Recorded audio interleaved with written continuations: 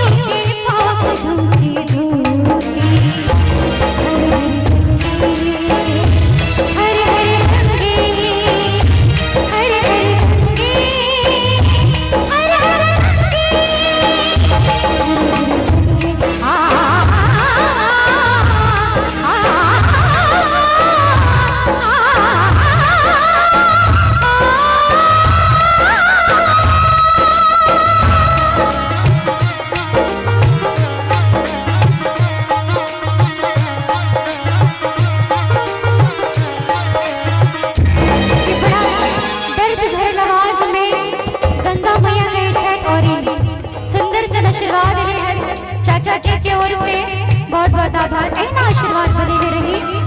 कहिए कि ओ धरती पर उतरे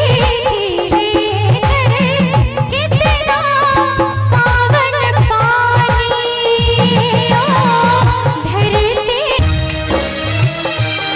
और अखर बड़ा सुंदर से आशीर्वाद भाई जी की ओर से हो अहू के बहुत बहुत आभार प्रकट करे छिए।